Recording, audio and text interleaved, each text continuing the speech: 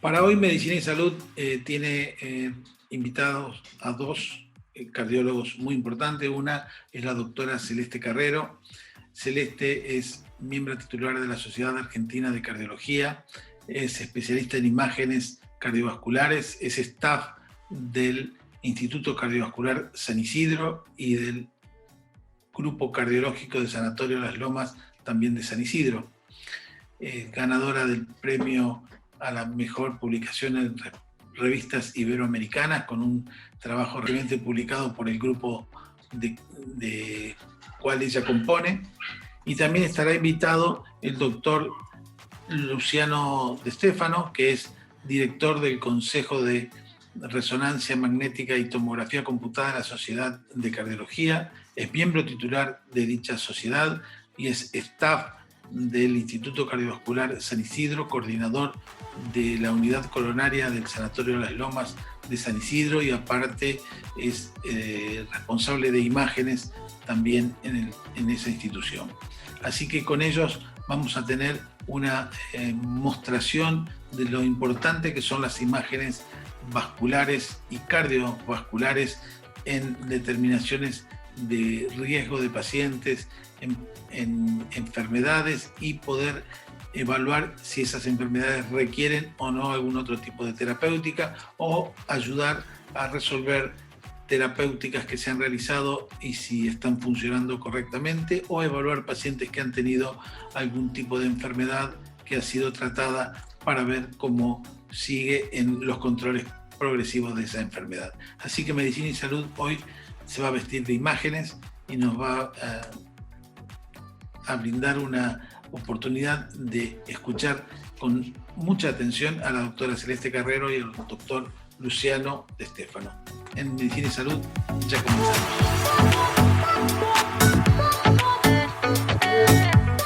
En esta modalidad de Zoom que nos obliga el aislamiento obligatorio, preventivo obligatorio por la pandemia que estamos sufriendo, Medicina y Salud sigue trabajando en desarrollo de todos los temas inherentes a enfermedad cardiovascular.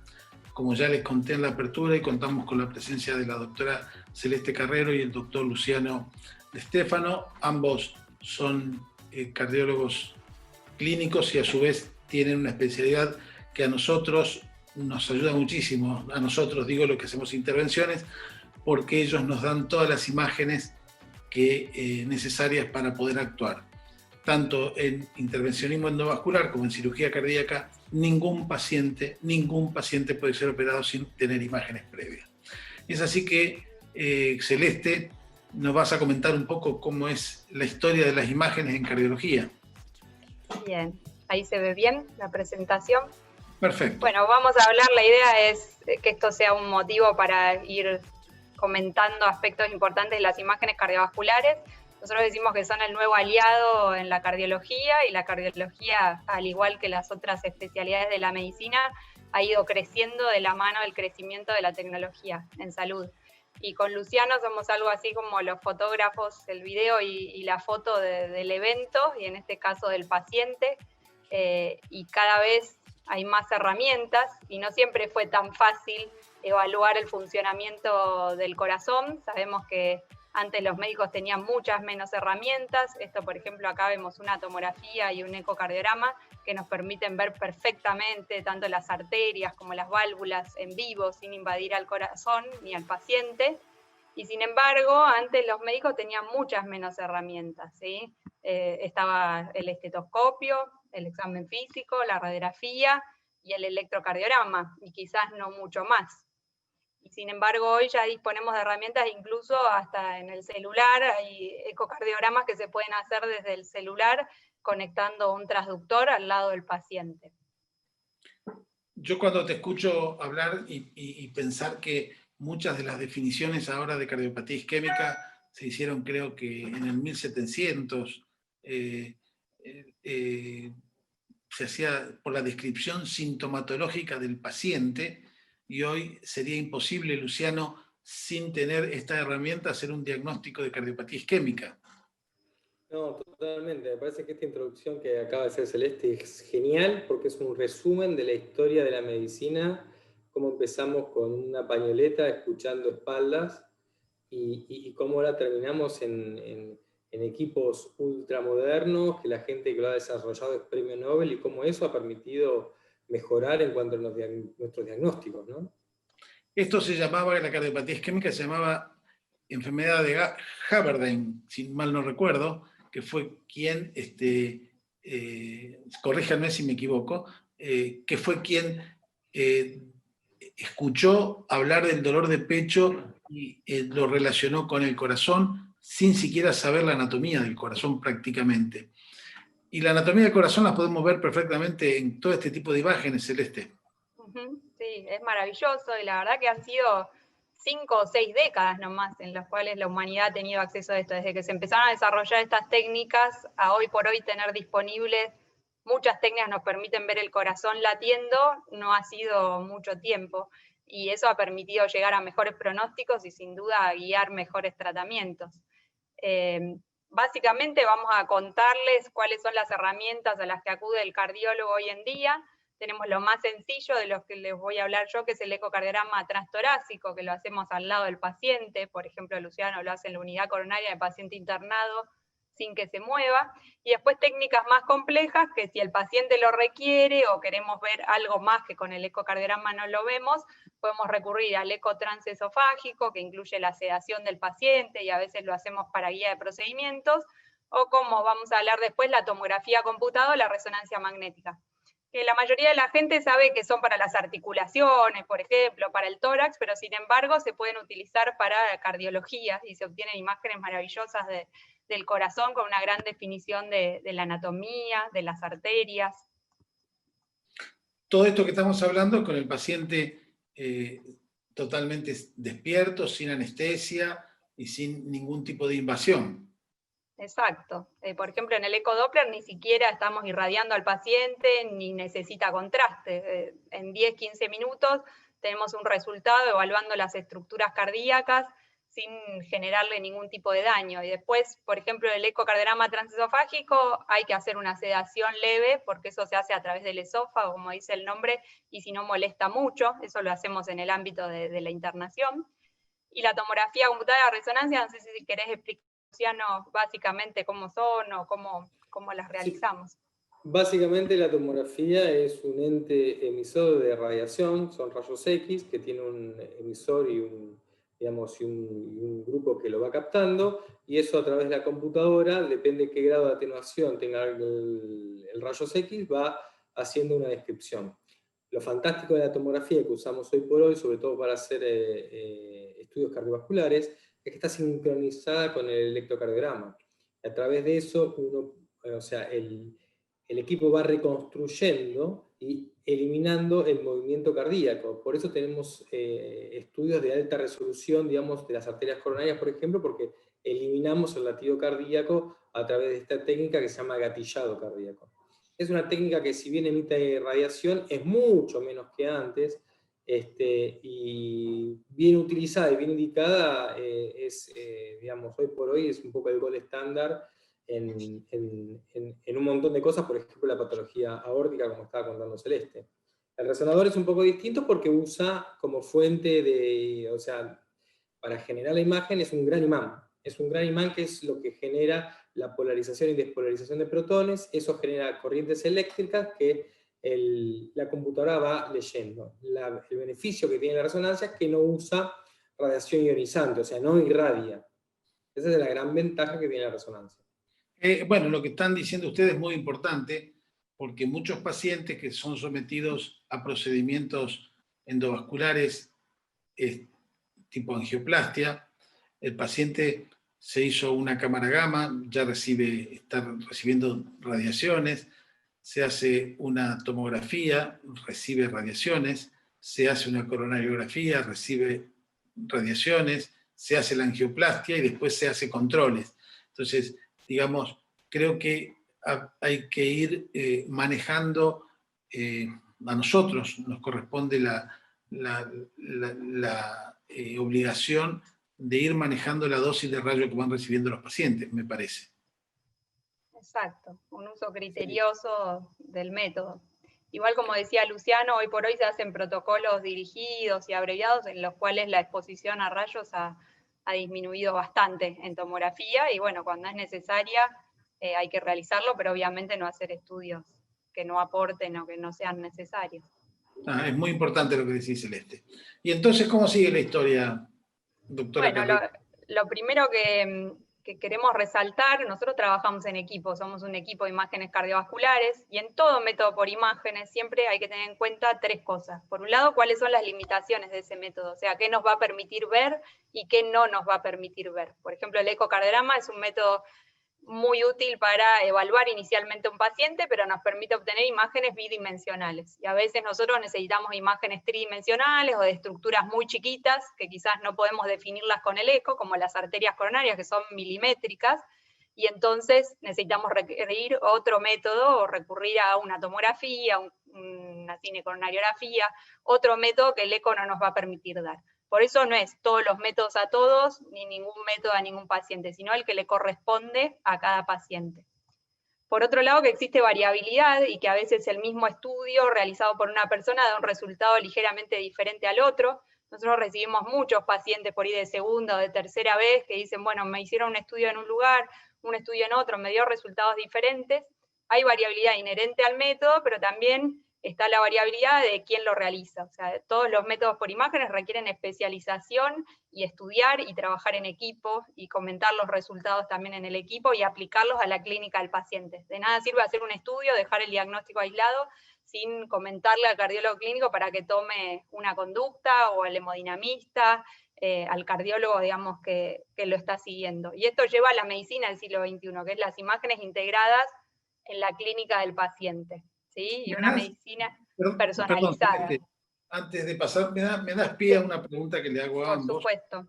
Están muy de moda los chequeos express. Voy y me hago en media hora, en 2 horas, en 4 horas, me sacan sangre, me hacen esto, me hacen lo otro. Yo no soy partidario de eso. Yo a mis pacientes, a mis amigos, no les aconsejo porque a mí no me gusta. A mí me gusta que haya siempre una relación médico-paciente que permita un feedback y permita una devolución en el instante de lo que el paciente le está sucediendo. Yo entiendo que por cuestiones de tiempo y que bueno, que me hago un estudio y yo soy un empresario importante y entonces en 4 horas me hacen todo. Quiero saber primero la opinión de ustedes y si hay estudios que avalen esos, si hay alguna evidencia que avale que es correcto hacer un screening total al azar a personas de esta manera. Y lo mismo, Luciano, Celeste, quien quiera comentar. Mira, primero, evidencia que yo sepa no hay. Y segundo, esto es lo mismo que yo te diga, Omar, ¿qué preferís? ¿Que ir a un sastre que te haga un traje a medida y que te calce perfecto? ¿O comprarte uno que venga de serie? Que digamos que es para un hombro estándar, un brazo estándar, una pierna estándar. Yo prefiero que me lo hagan a medida, porque siempre me va a quedar mejor y va a estar, o sea, va a estar pensado para mí, exclusivamente para mí. Obviamente, hay un montón de defectos que tiene este analogismo, porque una cosa es medicina y otra cosa es un traje. Nosotros nos basamos en medicina basada en la evidencia, con lo cual, empezando por eso, que no tenés evidencia, ya lo tira bastante para atrás. Esto del chequeo expresa todo lo mismo porque sí, pero me parece que esto lo refleja bastante bien, digamos. Yo prefiero que hacer medicina personalizada, que es un poco lo que estaba hablando Celeste. Sí, y aparte el interrogatorio, los antecedentes del paciente también guía mucho. Nos pasa mucho a recibir pacientes que se hicieron por ahí un chequeo express y que tenían un soplo y no les pidieron un ecodoppler, que era el estudio para hacerle a ese paciente, o que por ahí le hicieron una ergometría y no un doppler de vasos de cuello y tenía placas y no recibió el tratamiento adecuado para eso. Por eso es súper importante que el cardiólogo clínico o el médico clínico a cargo del paciente guíe y sepa qué estudio pedir en cada situación, que es lo que va a definir ese resultado, la conducta que va a tomar. Pedir por pedir y conocer por conocer a veces complica más la situación, porque después encuentran cosas que no se esperaban y que no saben qué hacer con eso. Entonces, el uso criterioso y avalado. Al pie de esta imagen, se ve un grupo de personas que están un poco interactuando y conversando sobre casos, que es otra de las cosas que yo creo. O sea, creo que el valor del médico aislado, del médico que está en un barrio, en una ciudad pequeña, es muy importante porque ayuda muchísimo, pero para resolver grandes problemas, yo creo que lo que se necesita es una conjunción de ideas para que el paciente sea mejor tratado. Me parece que algo de eso te vas a referir, Celeste. Exacto. Hoy por hoy existe este concepto, que es el concepto de Heart Team, que es el grupo cardiovascular.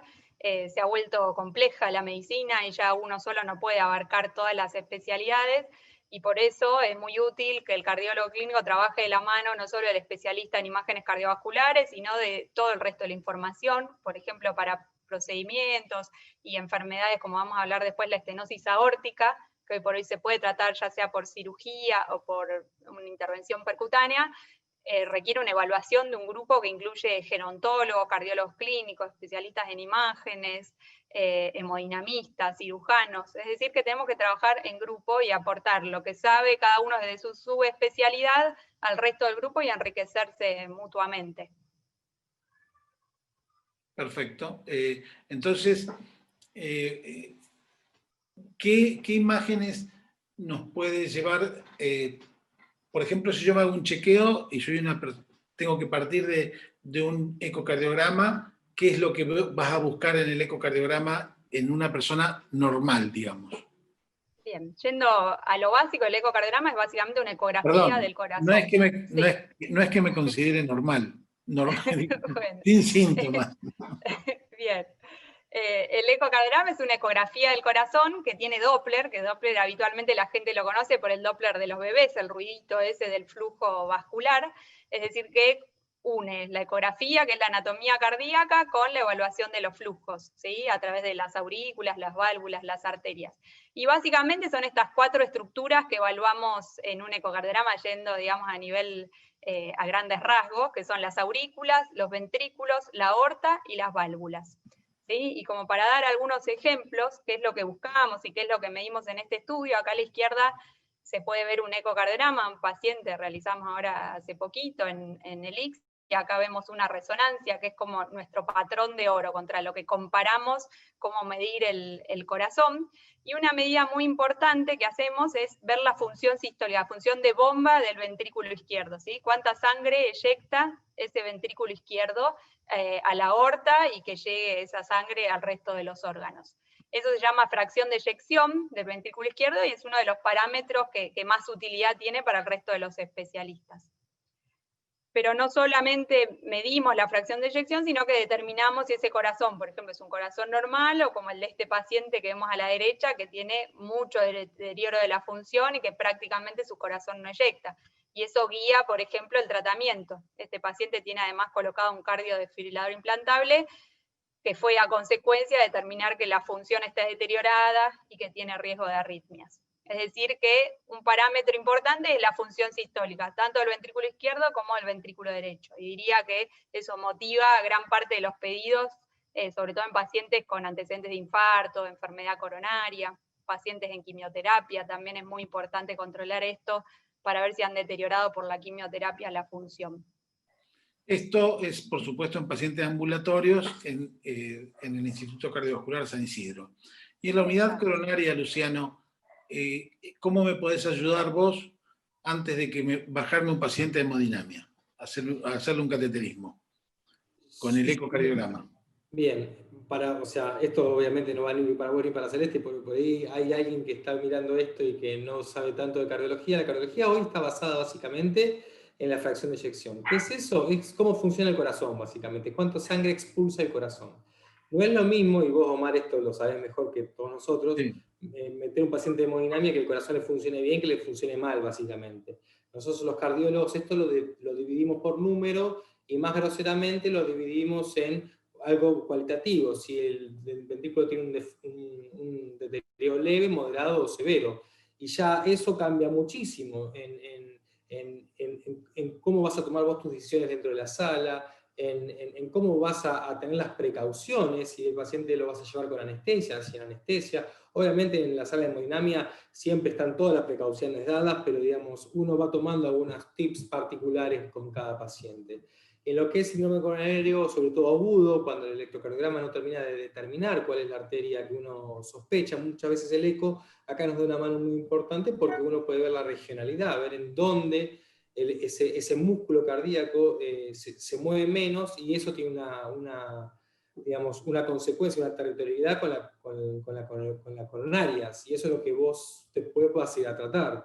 Entonces, eso me parece que es el ABC, digamos, del eco en la urgencia o en el síndrome coronario. Eso es lo más difícil de transmitirle a la gente.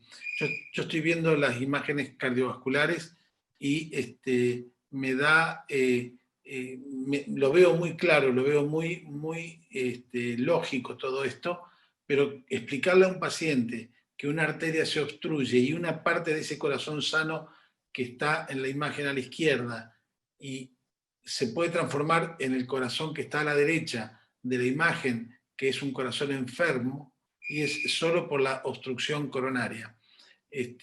Así que me parece que esto es realmente muy, muy importante.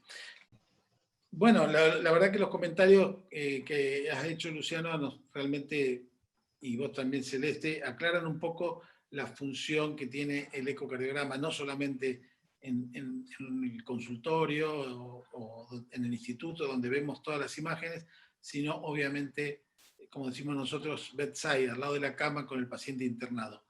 ¿Y qué otras cosas nos podés mostrar, Celeste? Bien, bueno, el ecocardiograma es una herramienta muy útil para evaluar la aorta. Ustedes saben que la aorta es la arteria principal que sale del corazón y que una de las patologías que puede tener es la dilatación aneurismática, el aneurisma de aorta.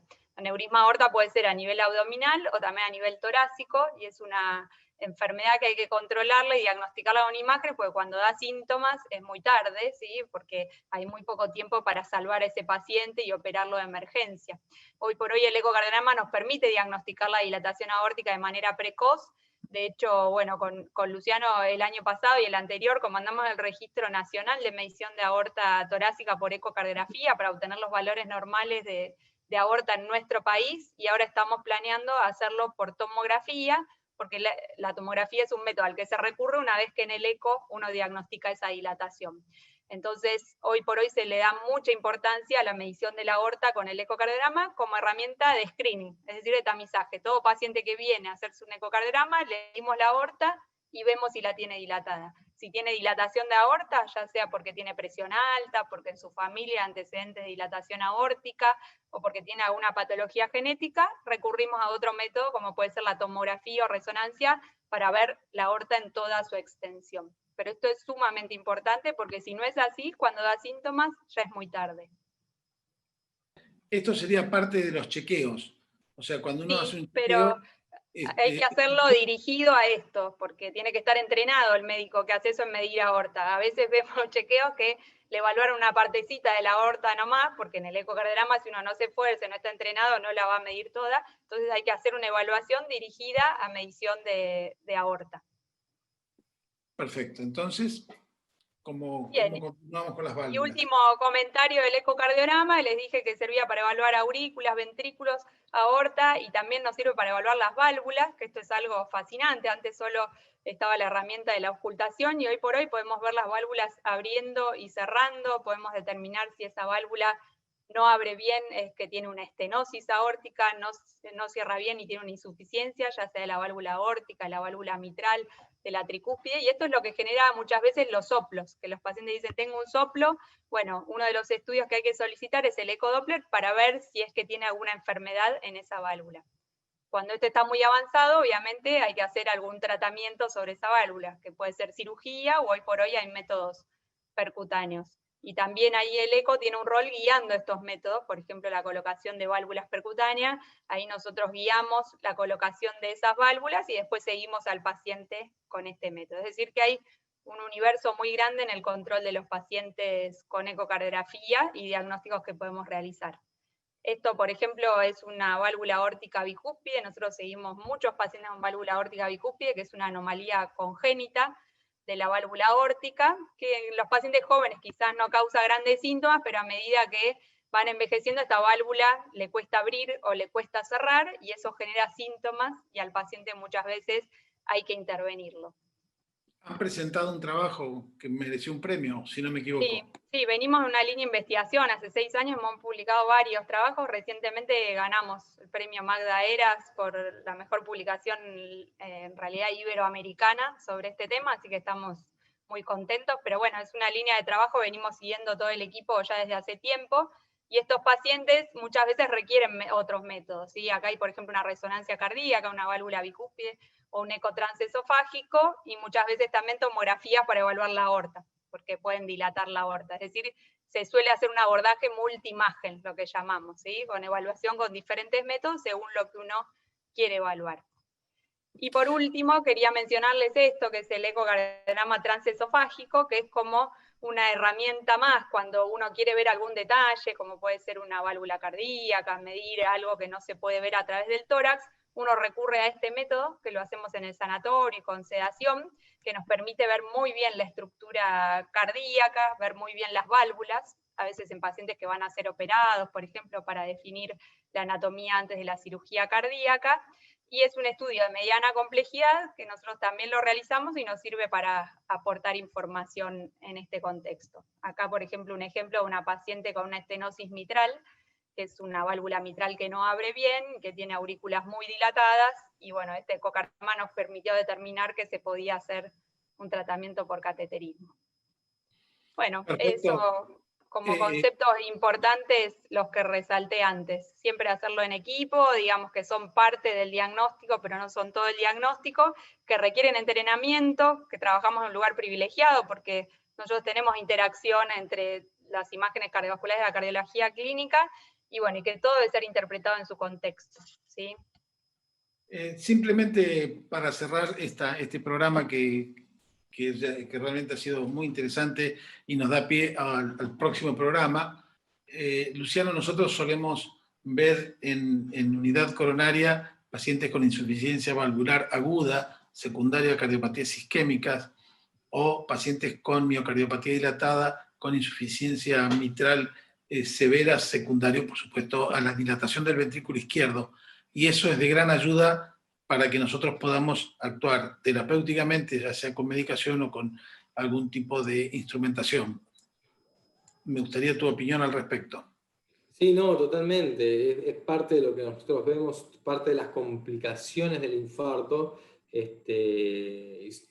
sobre todo cuando son en agudo, digamos, una rotura de cuerda, una rotura de músculo papilar, son situaciones catastróficas.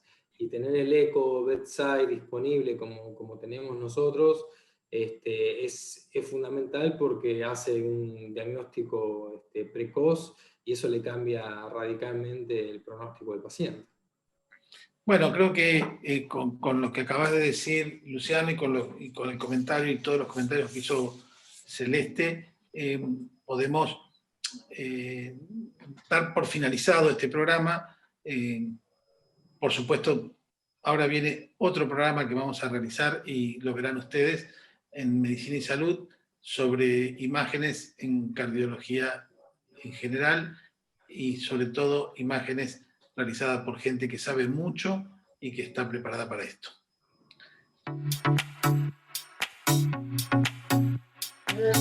Nos quedó corto el programa, nos quedamos con las ganas de escuchar un poquito más de imágenes en enfermedades cardiovasculares. La vamos a tener la próxima semana aquí en Medicina y Salud. Volveremos a estar con los doctores Celeste Carrero y Luciano Di Stefano en la segunda parte de imágenes cardiovasculares. Como siempre, en la base de nuestra imagen, ustedes pueden ver todas las redes en las cuales pueden consultarnos sobre el tema que hemos tratado el día de hoy, o algún otro tema que tengan de interés, o alguna consulta que quieran hacernos sobre los doctores que han expuesto en Medicina y Salud. Gracias por la audiencia, gracias por estar con nosotros. Nos vemos en el próximo programa.